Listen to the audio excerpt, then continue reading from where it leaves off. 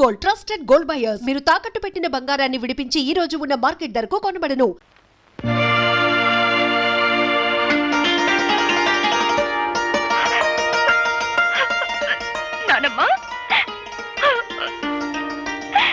వ్రతానికి ఊళ్ళో ఎవరిని పిలవలేదా అమ్మా? నువ్వొక్కదానివి దీవిస్తే ముక్కోటి దేవతలు దీవించినట్టు అవుతుందని నిన్ను తప్ప మరెవరిని పిలవలేదు నాన్నమ్మ. కంటికి కనపడిన గౌరీదేవి రాధమ్మను అనుగ్రహించినా అనుగ్రహించకపోయినా మీ గుండెల్లో పెట్టుకు పెంచిన మీ మనవరాల్ని మీరు దీవిస్తే చాలమ్మా. మా అమ్మగారు ఆశీర్వాదం తీసుకోమ్మా. నన్ను దీర్ఘ సుమంగలిగా ఆశీర్వదించు నాన్నమ్మ. ఏమ్మా దీవించాలని సందేహిస్తున్నారు? మీ మనవరాలు పసుపు కుంకాలతో పచ్చగా ఉండటం మీకు ఇష్టం లేదమ్మా? నా మనసుకైతే ఆ కోరిక ఉంది, కానీ నా దీవెనకి ఆ శక్తి లేదు బాబు. నాన్నమ్మ ఎందుకు లేదమ్మా, మా గోపి ఆవేశంతో కట్టిన తాళిని రాధమ్మ అజ్ఞానంతో తీసివేయబోయినప్పుడు మీరు అడ్డుకుని ఆపారు. తెగిపోయిన అనుబంధాన్ని తిరిగి గుర్తు చేస్తూ విడిపోయిన కుటుంబాలని మళ్లీ కలపాలనే ఉద్దేశంతో మీ మనవరాల్ని మీ ఇంటి నుంచి మా ఇంటికి పంపారు. ఇంతటి మహత్కార్యం చేయగలిగిన మీకు మీరు నిలబెట్టిన తాళిని కాపాడే శక్తే మీకు లేదంటారా? తల్లి తండ్రి లేని గోపి అబ్బాయిని మీరు దిక్కు మొక్కు లేకుండా వదిలేయటం వల్ల ఆ కర్ణుడు అనుభవించినంత దౌర్భాగ్యాన్ని మా గోపి అబ్బాయి కూడా అనుభవిస్తున్నాడమ్మా. అవునమ్మా, మీ కొడుకు మీ అల్లుణ్ణి నిర్దాక్షిణ్యంగా చంపాడని మీకు తెలుసు. గోపికి రావాల్సిన ఆస్తిని కాజేశాడని మీకు తెలుసు. అయినా ఈ నిజాన్ని మీరు ప్రపంచానికి చెప్పలేకపోయారు. గోపి ప్రాణభయంతో పరిగెత్తుకుంటూ వచ్చి నా పంచన చేరాడు. వాడు నా దగ్గర ఉంటే వాడి జీవితానికి న్యాయం జరిపిస్తాడనే ఆశతో కావాలని వాడి లాకెట్టు మీ దగ్గర తాకట్టు పెట్టాను. అయినా ఏనాడు వాడి యోగక్షేమాల గురించి మీరు విచారించలేదు, వాడిని చేరతీయలేదు. వాడు మాకు దేవుడిచ్చిన బిడ్డగానే భావించాం. వాడి ఆలనా పాలనా చూడడంలో మా ముగ్గురికి ఒక ఆనందం కనిపించింది. ఆ ఆనందంలోనే మాకు పెళ్లిళ్లు కావాలని, మాకు బిడ్డలుండాలనే మాటే మర్చిపోయి ఇన్నేళ్లు గడిపేశాం. ఇంకో నిజం కూడా మీకు చెప్పాలమ్మా. చిన్నప్పటి నుంచి గోపి అబ్బాయికి తనెవరో, తనకి జరిగిన అన్యాయం ఏంటో, తనకు రావలసిన ఆస్తిని ఎవరు అనుభవిస్తున్నారో అంతా తెలుసమ్మా. అయినా ఏనాడు వాటి గురించి ఆశపడలేదు, బాధపడలేదు. మరంత గొప్ప మనిషికి ఉత్తి పుణ్యానికి ఉరిశిచ్చపడితే మీ మనవరాలు విధవరాలైపోద్ది. అప్పుడే రాధమ్మ తల్లి పసుపు కుంకాలు ఎలా సరిపోయాలో, తాళిబొట్టు ఎలా తెంచాలో బ్రహ్మచార్యవలం మాకు తెలియదమ్మా. ఆ తతంగం అంతా మీరే దగ్గరుండి జరిపించాలి. వీళ్ళ నుంచి మానవత్వాన్ని నేర్చుకున్న మనిషిగా రేపు నేను కోర్టులో చెప్పబోయే నిజమే ఈ మాంగళ్యాన్ని నిలబెడుతుందమ్మా.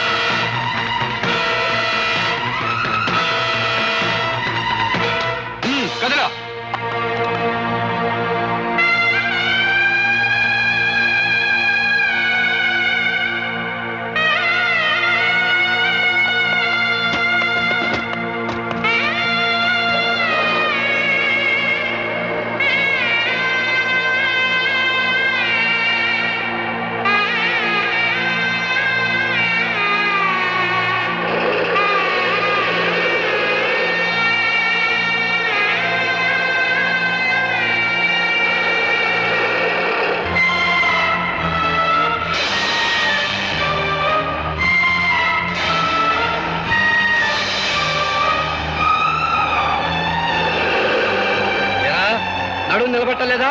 ముందుకు వెళ్ళిపోయావు, సరిగ్గా కూర్చో.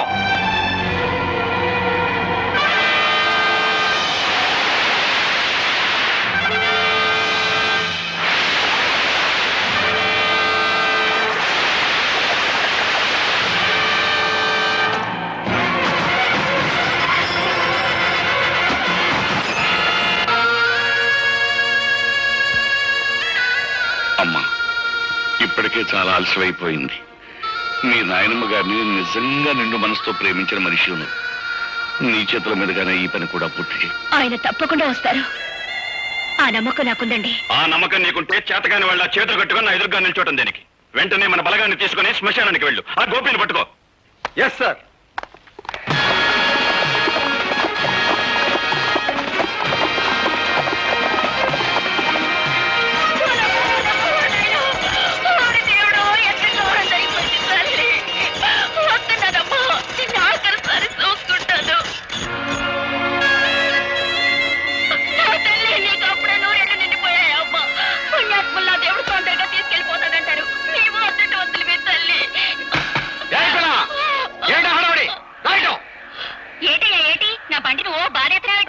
ఏమిటా ఏడుపులో? ఇంతకెవరు?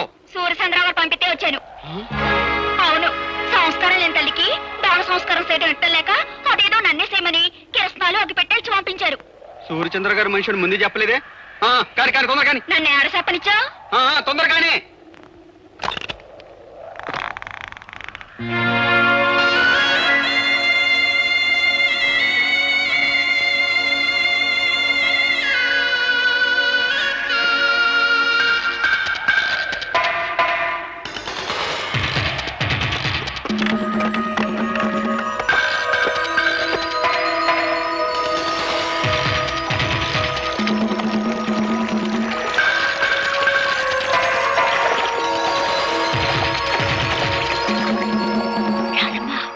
గోపి బాబు ఆ బంట్లో ఉన్నాడు.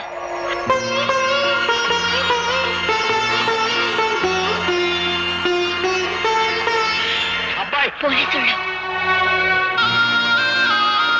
అట్టమ్మా, అయ్యో అగ్గిపెట్టి బండ్లో మర్చిపోయాను. ఇటు ఇయ్యమ్మా. నేనిస్తాను. వద్దండి, ఎవరి చేత్తో తలకొరి పెట్టాలో వాళ్ళ చేత్తోనే పెట్టాలి, లేకపోతే రుణాల బంధం తీరదు.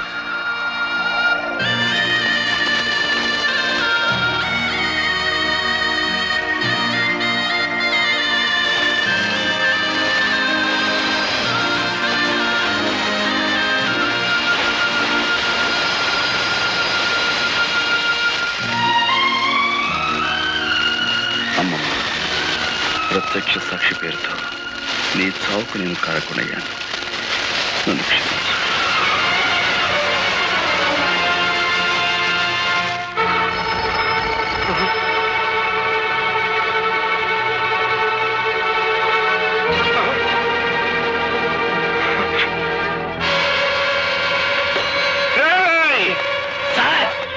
నా ఇంటి చుట్టూ 100 పోలీసులు కాపలా ఉంచుతారని ఆ ఇన్స్పెక్టర్ అశ్రీ గారు చెప్పారా? ఎక్కడ తెచ్చాడు? ఈలోగా మమ్మల్ని ఏర్పాటు చేశాం కదా సార్. ఎవరైనా చంపాలో చెప్పండి. మా అమ్మకి అంత్యక్రియలు జరిపించేశాడంట. నాకు అంత్యక్రియలు జరపడానికి వచ్చేస్తున్నానని ఫోన్ చేశాడు రా గోపి గారు. వచ్చేస్తున్నారా? ఆ అంత్యక్రియలు జరిపించండి.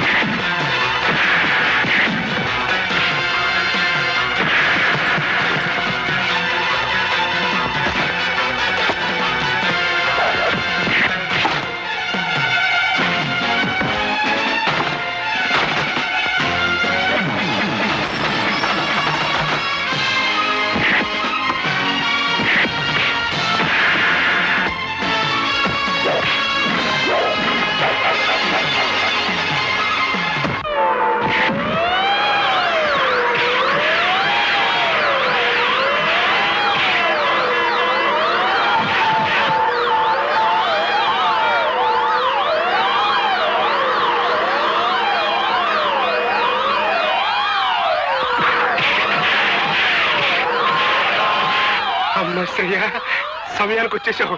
వస్తున్నా.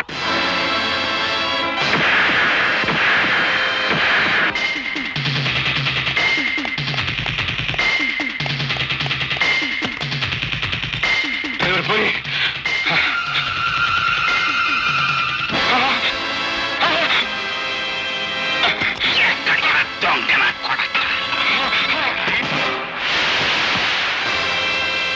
మోసం చెయ్యటం నీకొక్కడికే తెలిసిన విద్య కాదురా. అదే మోసానికి నేను దిగజారితే నీ బతుకు చూస్తుంటా.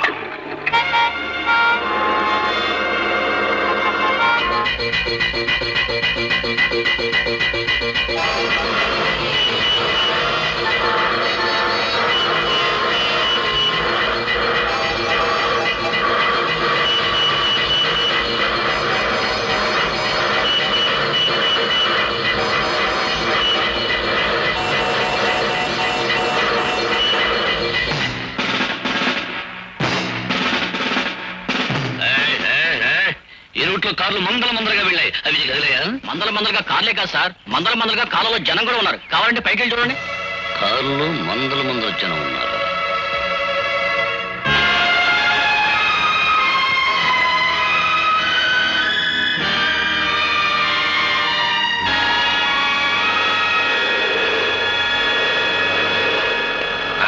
ఏంటంటే పంటశాల మీదకి మిడతల దండి వచ్చినట్టు మీ పోలీసులు అంతా ఒకేసారి వచ్చారు. ఏమన్నా కిరికిరియా? మిమ్మల్ని అందరూ అరెస్ట్ చేసి తీసుకెళ్ళడానికి ఫుల్ పవర్ తో వచ్చాం. మమ్మల్ని అందరినీ అరెస్ట్ చేయాలంటే ఈ ఊరు జనాభా 7,500, మీ జీపులు 5 సాలం. ఇంతకీ మమ్మల్ని ఎందుకు అరెస్ట్ చేస్తున్నారో చెప్పనే లేదండి. జైల్లోంచి తప్పించుకున్న గోపి మీలో ఉన్నాడని మాకు నమ్మకం. బాలే కనిపెట్టేశారండి. నేనేనండి గోపిని. మారేసంలో నేనని గోపి నన్ను అట్టుకెళ్ళండి.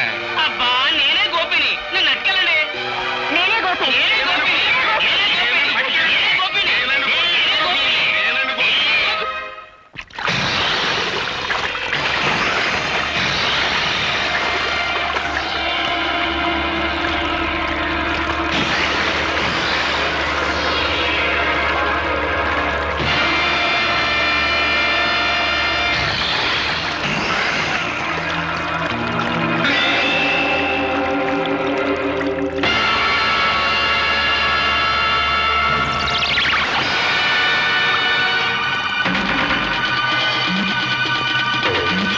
ఇంతవరకు అది కేవలం ఇసుక బస్తా మాత్రమే. ఈ క్షణం నుంచి అది నీ ఆయుర్దాయం. అందులోని ఇసుక కిందకు రాలటం అంటే క్షణం నీ ఆయుర్దాయం తరిగిపోతున్నట్టే లెక్క.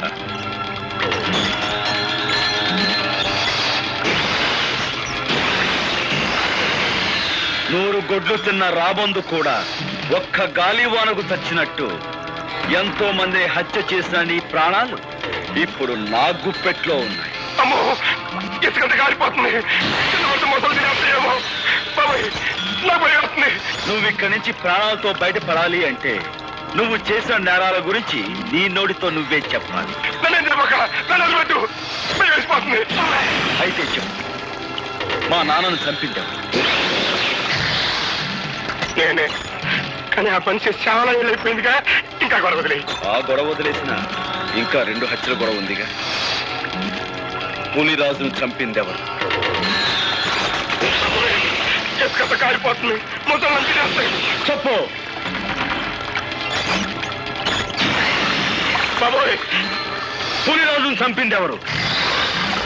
గారి పీక మీద కాలేసి తొక్కి చంపింది నేనే.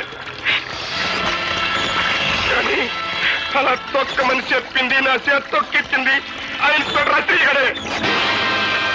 మా అమ్మమ్మని, అదే నీ కన్న తల్లిని.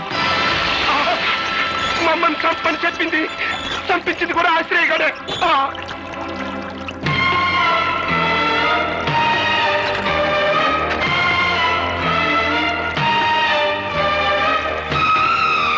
మీరే నిజమైన హంతకులని నీ నోటితో నువ్వు చెప్పిన ఈ సాక్ష్యం చాలు నేను నిర్దోషాన్ని నిరూపించుకోవడానికి. సాక్షికం దొరికిందని సంబరపడిపోక నన్ను నిరికించడానికి నీ తరం కాదు కదా, నీ అమ్మమ్మ తరం కూడా కాదు. This is Assyria.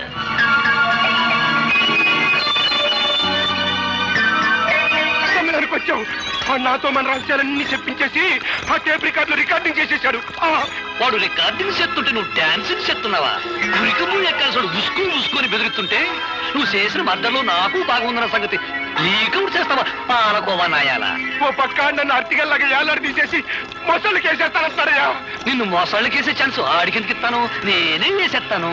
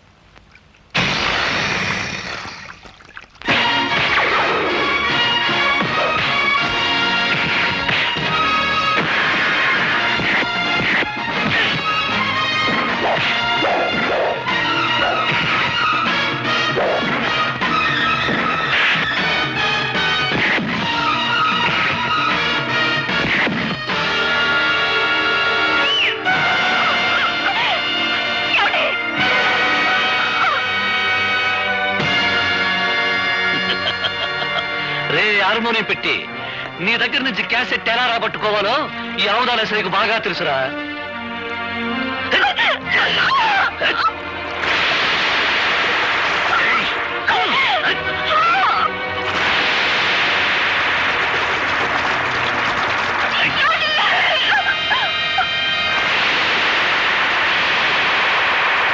ఆగు.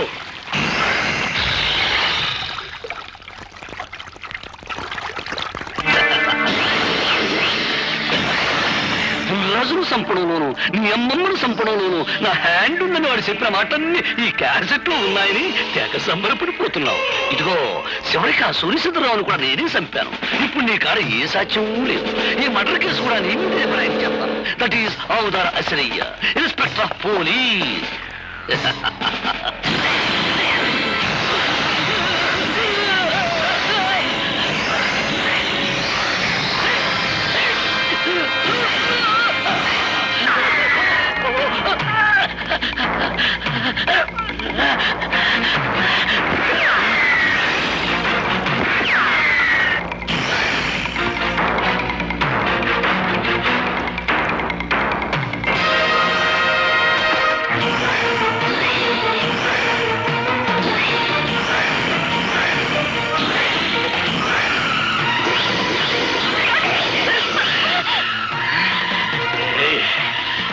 ఎక్కడికి పోతా యాదారు అసలు చేతులు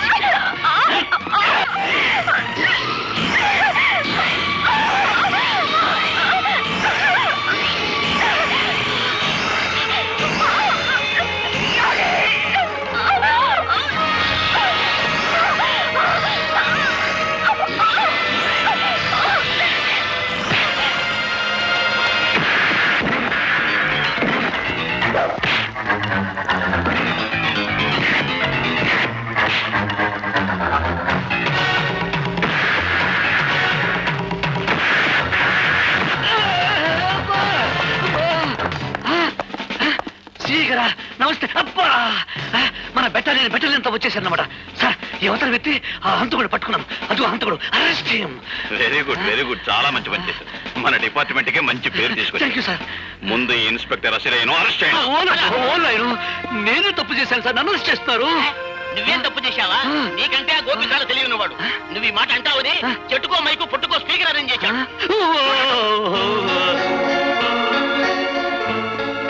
ఖైదీ నంబర్ 786. మిస్టర్ గోపి, ఆ నెంబర్లోనే ఉందయ్యా ఈ పవిత్రత. ఆనాడు నువ్వు యూనిఫారం విసిరి కొట్టి వెళ్ళినప్పుడు కొంతవరకే అర్థమయ్యావు.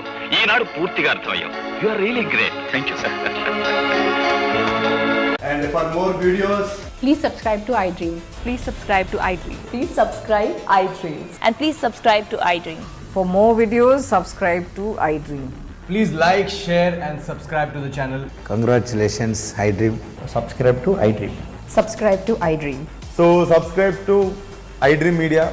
iDream की iDream team अंदर की huge congratulations. Please subscribe iDream Media. Please subscribe to iDream. Subscribe iDream. Please subscribe to iDream.